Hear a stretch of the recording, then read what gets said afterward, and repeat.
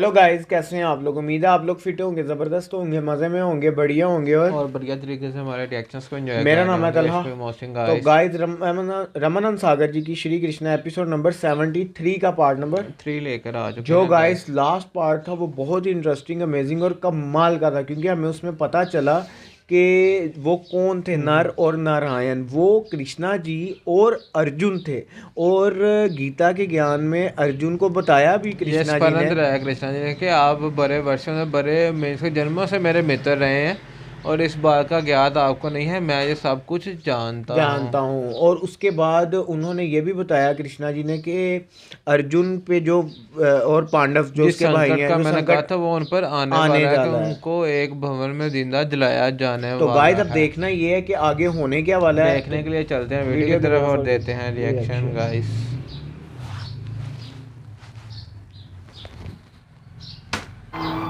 अर्थात युधिष्ठिर की मृत्यु तेरी ऐसी की वो तैसी। चाहे कैसे भी करनी पड़े जीजाश्री, अरे चाहे कैसे भी करनी पड़े। कोई बात नहीं हाँ। है युधिष्ठिर की और अब मृत्यु करना ही। अपने उसी वचन को पूरा करने के लिए उसने एक भीषण षड्यंत्र रचा है।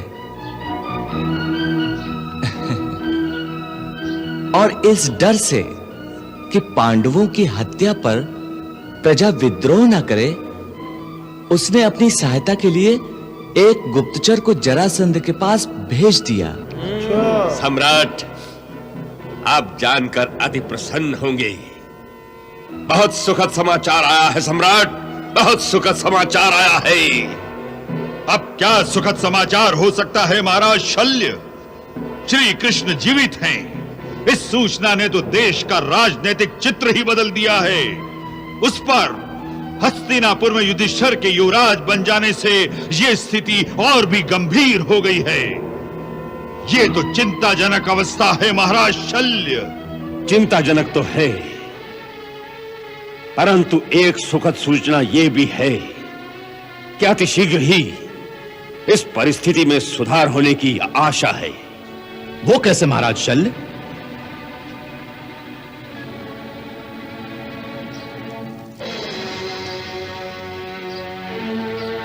यदि युवराज युधिष्ठिर की हत्या हो जाए तो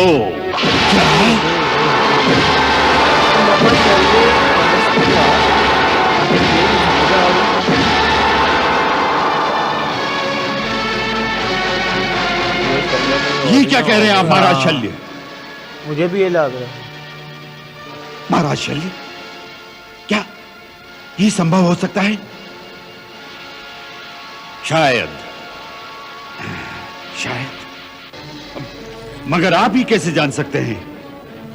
क्योंकि दुर्योधन के मामा शकुनी ने एक विशेष गुप्तचर को मेरे पास यह कहने के लिए भेजा था कि यदि उनका षड्यंत्र सफल हो गया तो हो सकता है ऐसी परिस्थिति में हस्तिनापुर की प्रजा अथवा सेना ही विद्रोह कर दे, तो उन्हें हमारी सैनिक सहायता की आवश्यकता पड़ जाएगी। और मैंने भी उन्हें आश्वासन देते हुए हम सब की ओर से यह संदेश भेज दिया है कि हम सब तुम्हारी सहायता के लिए तैयार रहेंगे। हम तैयार रहेंगे। ये मामा अति शकुनी उत्तम ने क्या महाराज किया? शल्य, अति उत्तम, अति उत्तम।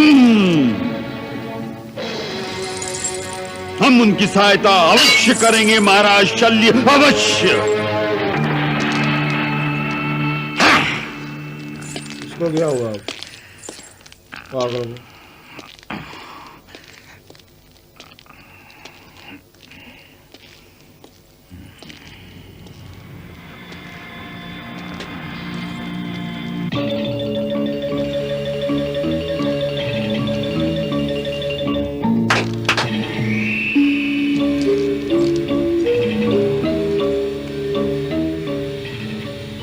हमने राजकुमार दुर्योधन को यहां आने के लिए संदेश भेजा था, परंतु वो अब तक आए नहीं। जाकर पता करो कि उनके आने में विलंब का कारण क्या है। जाओ। जो आज्ञा।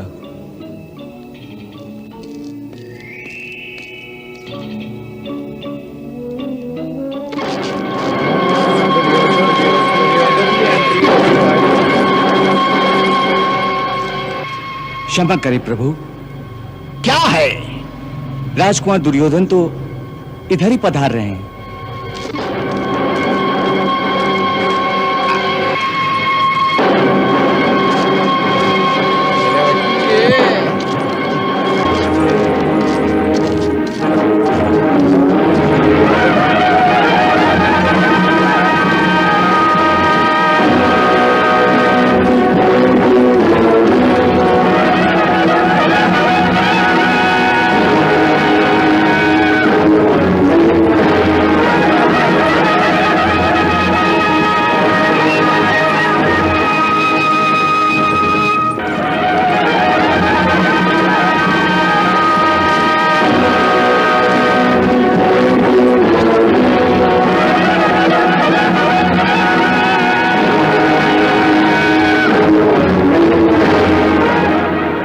राजकुमार दुर्योधन आओ, तुम्हारा स्वागत है। तो ये है प्रणाम दुर्योधन। शकुनी मामा।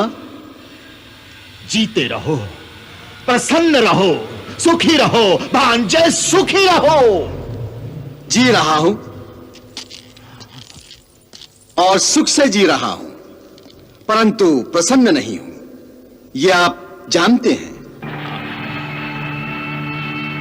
हाँ, जानता हूं, परंतु तुम भी ये बात जान लो कि जब तक मेरा प्रिय भांजा प्रसन्न नहीं रहेगा, तब तक उसका शकुनी मामा भी कांटों की सेज पर लौटता रहेगा। हाँ।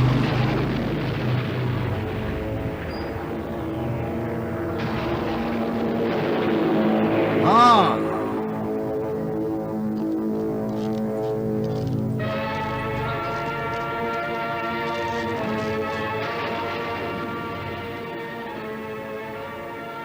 फिर तो पलंग से ये मखमली गद्दे हटाकर यहां पर कांटे बिछा लो मामा, कांटे। क्योंकि मेरी प्रसन्नता का अवसर तो अब सदा के लिए मेरे हाथ से निकल गया है। मुझे यूं नहीं बनाया गया।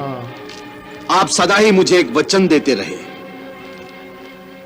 कि कुछ भी हो जाए, अंततः मुझे ही हस्तिनापुर का युवराज बनाया जाएगा।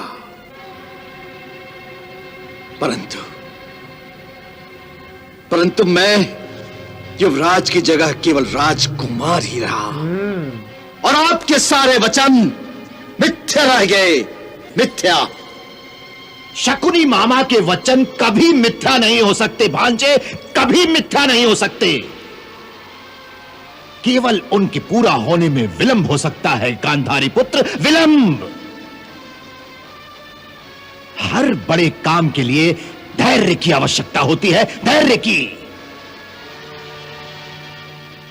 मैंने कहा था कि अंततः तुम ही हस्तिनापुर के युवराज बनोगे, और अब भी कहता हूं, और आज ये भी कहता हूं कि अब वो समय बहुत समीप आ गया है, बहुत समीप। हाँ। मामा जी,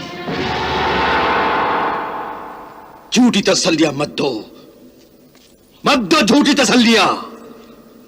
जो एक अवसर था वो भी आपने खो दिया। कौन सा अवसर? जब कर्ण ने कहा था कर्ण विद्रोह करो, हम लड़कर अपना अधिकार लेंगे। और तुम क्या समझते हो कि तुम लड़कर अपना अधिकार ले लेते? अवश्य मामा जी, अवश्य।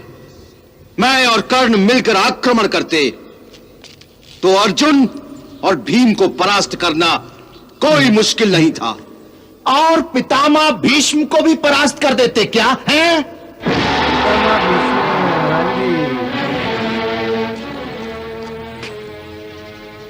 उस पर गुरु कृपाचार्य, गुरु द्रोणाचार्य, इन सब का क्या करते भांजे? जवाब दो, इन सब का क्या करते?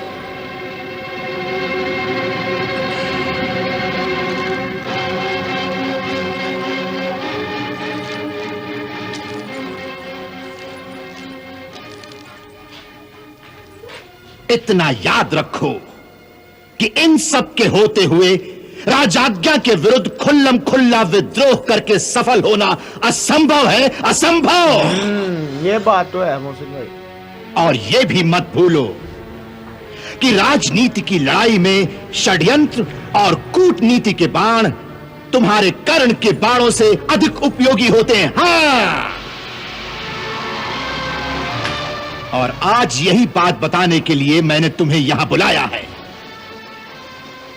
कि अब हमारी योजना की सफलता का समय आ गया है। एक आखिरी चाल रह गई है।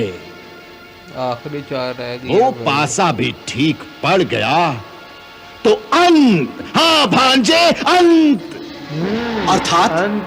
अर्थात वही राजनीति की आखिरी चाल कि जो कांटा रास्ते से हटाया ना जा सके उसे जड़ से ही उखाड़ दो। हाँ, उसे जड़ से ही उखाड़ दो।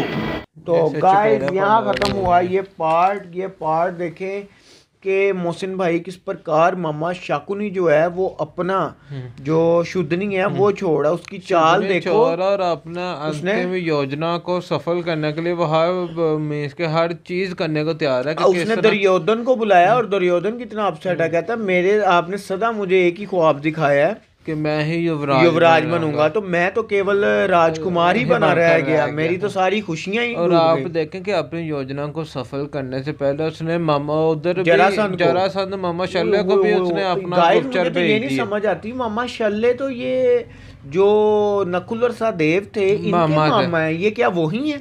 ये आपने हमें जरा गाइड करना है।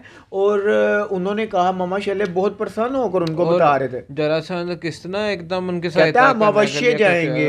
और मामा शुकनी को देखो आप किस प्रकार उसने सब कुछ होने से पहले ही सबको आगाह किया हुआ है, अपनी तैयारियां फुल करके रखी हुई हैं। ये गाइस ऐसी चाल चलने जा रहा है जो कांटा ना निकल सके उसको जड़ से ही हटा दो। तो गाइस अब ये तो नेक्स्ट पता चलेगा कि होने क्या वाला है। यहाँ तक ये वीडियो अच्छी लगी तो लाइक शेयर कमेंट और हमारे चैनल को सब्सक्राइब करना मत भूलिएगा। नेक्स्ट पार्ट के साथ। Love you. Bye bye.